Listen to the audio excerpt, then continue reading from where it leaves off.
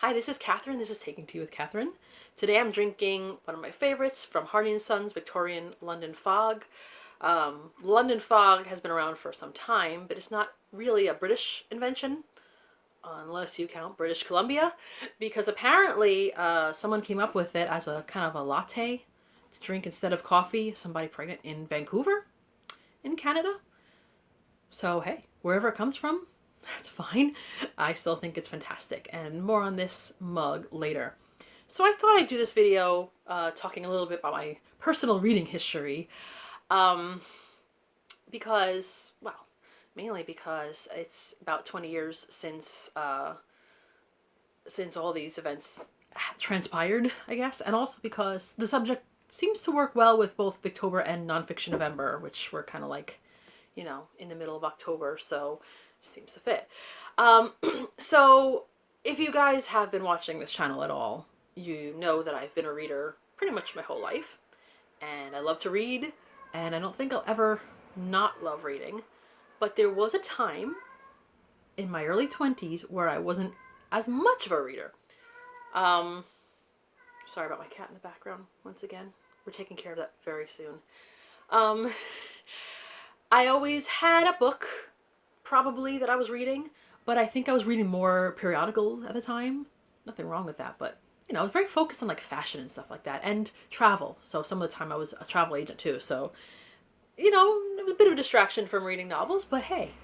And probably not reading much nonfiction at all. Very, very, very few classics, if any. I was just, yeah, like, pretty much, this is going to sound a little snobby, but pretty much the average person that you talk to that says, hey, I like to read, you know, and usually reads maybe a few books in a year's time, but that's still good. It's better than the average person, right? So, oh, let's get this cat out of here. Hold on a sec. There. There's only room for one chatty cat today. So yeah, it wasn't that I was never reading. It wasn't that I wasn't interested at, you know, in the subjects that I like to read about or talk about, but just not as much. And also, I was being, for me, social, which is good because I probably had more energy then than I do now. And even then, I had less energy than most of my friends, especially the extroverts. But it was good because they kind of got me out of my shell for a little time. I did things I probably wouldn't do now, like going to theme parks on crazy roller coasters. That's as daring as I got, let's face it. You know, but, you know, just things that I don't do that much of now. And, you know, staying out later than I would now, but I've never been a party animal even then. And my friends were extroverts, but even they weren't crazy party animals. But you know what I mean? If I hadn't been a little less bookish at the time, maybe I wouldn't have experienced that, and maybe I would have come to this point in my life wondering if I should have. And now I'm glad I did. I'm glad it's over. I'm not saying I'm not social at all now, just not as actively. So, yes, I remember certain books that I read during this time. I remember Maeve Binchy featured quite a lot. Nothing against that. She's a nice, you know, she was a very cozy reader. Read, whatever. And I actually found this book, I don't know if I've shown this to you guys yet. I bought this probably 97, 98-ish, because I was working on Wall Street, and there was a Borders bookshop, which was a chain of bookshops that not existent anymore, in the World Trade Center. If you see any of those 9/11 videos, sometimes at the day after, you'll just pan around and you'll actually see the Borders from the outside.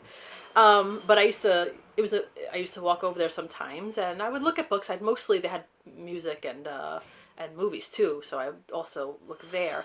But I did get some books. I got this, The Secret Book of Gracia de Rossi by Jacqueline Park. It's historical fiction, so I was kind of moving that way, but just wasn't quite there.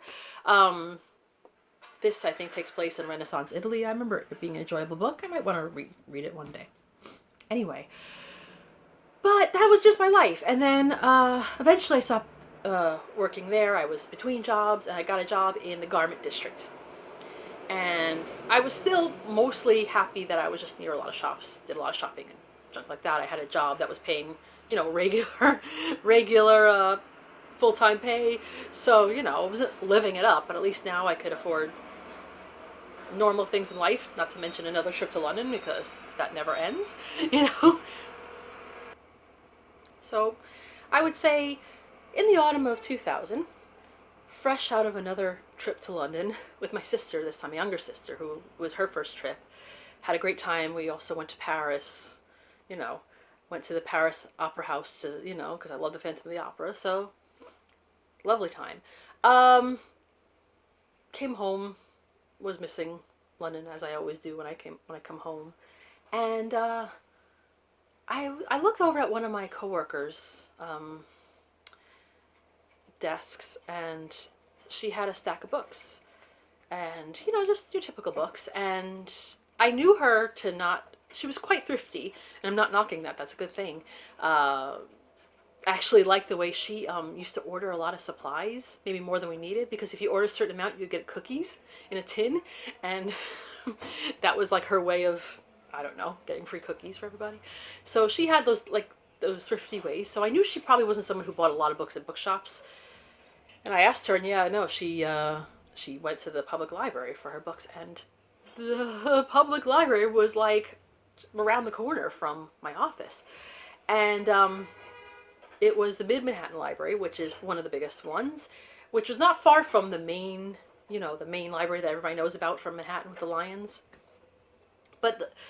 So I said, I should really start. I have a library card. I should start going and reading books again. Like, really, checking books out again. Because I don't think I'd been to the library much in those years, So, that was a funny little noise I made there. So, at first I went into like the Oprah section and the new book section, that kind of thing. And because, the Oprah section, that was a big Oprah book club, and then I started to venture to a little more toward the back where the circulating main fiction area was on the ground floor. It was huge. There was so many books to choose from. And then I started to keep a little list in this very 2000 denim notebook of all the books I was reading. No summaries or anything, just the name and usually the author, if I had it.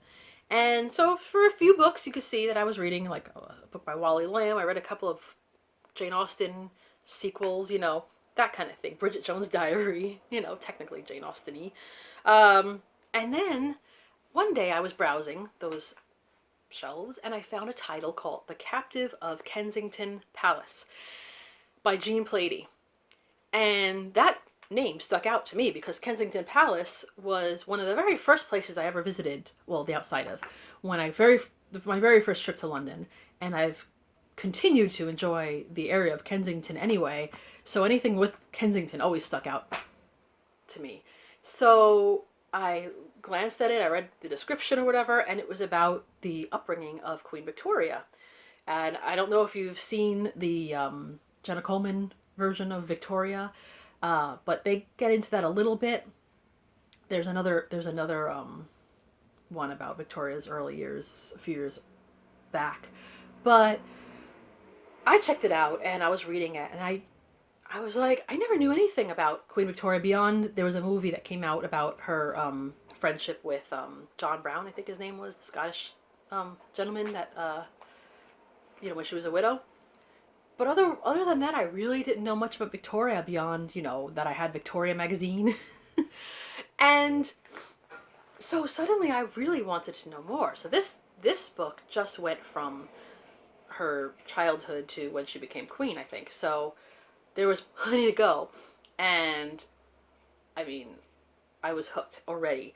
And Jean Plady, I do recommend in some ways. She has a very vintagey way of talking. I can't explain. But, like, for instance, someone like me, I don't really get into explicit lovemaking scenes. So, I don't need to know. I know a king and queen needs to do certain things to get their prince or princess, but I don't need to know too many details. Jean Play would have not put those details in, at least not in those books. I know she had other books under another pseudonym. So that for me was very fine.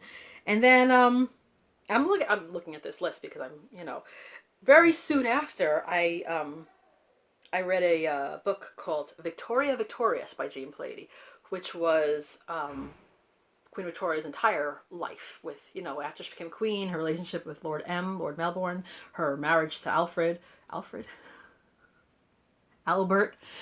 Oy. And her widowhood and her children, all the things.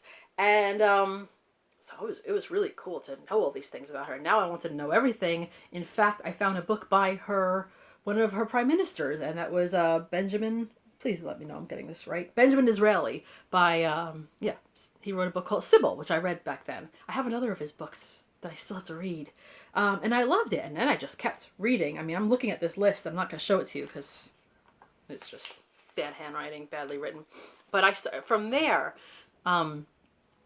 I was reading other novels, of course, but I was reading a lot of Jean Plady, and I started reading different parts of English history, and I mean, absolutely loving the things I never knew about. Henry II and Eleanor of Aquitaine became an obsession of mine. That was around the time of the Crusades. Later on, the Tudors, of course, became a huge thing for me, and a lot in between and after. But not really post-Victorian. Yeah, that took me many years to get into. For one of the simple reasons is that a lot of, especially World War II, I didn't really need to read about it because I knew people who were who fought in World War II, who lived during that time.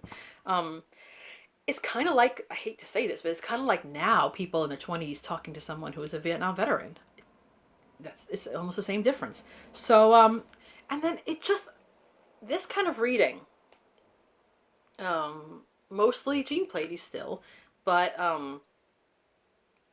reading historical novels in general made me more curious about history and different parts of history. I noticed that soon after I read a book about the Celts. So, the Celtic, which was, I guess, pre-Roman invasion of Britain.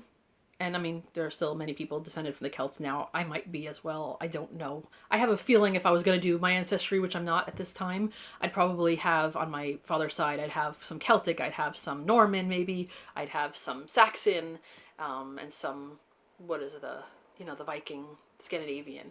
I just think, I'm not 100% sure. It doesn't really matter. But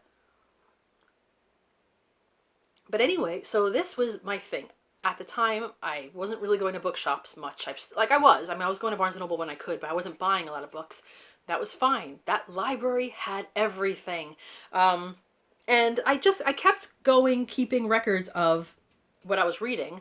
I started reading a Jane Austen biography again. More Jean Plady. I started reading even about Catherine de Medici. Oh my goodness. Suddenly I was reading mysteries about tea mysteries. And I started keeping track of when I finished these books too, because I said, I should know these things. And then suddenly, at the end of the summer of 2001, I stopped keeping track because I think my thinking was that future generations would be judging me for reading for pleasure after 9/11, which I don't think anyone cares about that sort of thing now.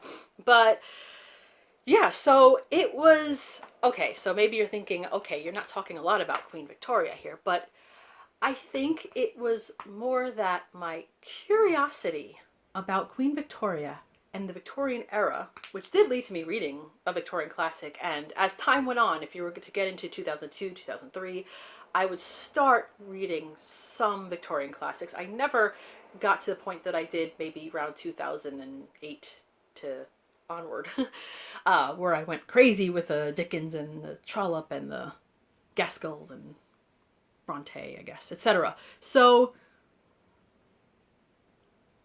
but what I mean is, this was basically my Renaissance. I hate saying that, but it was my way of having a renewed interest in not just reading novels, which was good because I was still reading novels, but to get into history in a way that I hadn't before, to get back into classics, which I hadn't in a while, and to read nonfiction, because I, of course, did read some nonfiction over the years. When I was a teenager, I read a lot about tea and some biographies, but this led to such a curiosity that has not ended till now. I remember annoying certain friends of mine by sometimes just, when we go out, just starting to list the names of the kings and queens of England from the Norman invasion of 1066 till now. I don't know. I just had fun showing off, I guess, which, I don't know. And that was only a year or two after this happened.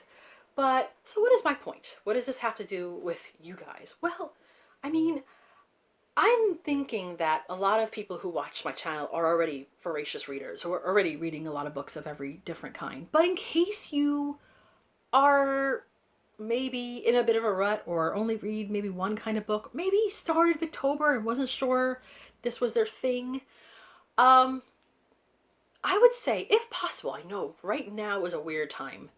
Even if you live near bookshops and libraries, there's still not as much access. And I know we still have wonderful things. BookTube is a great access to books you've never heard of.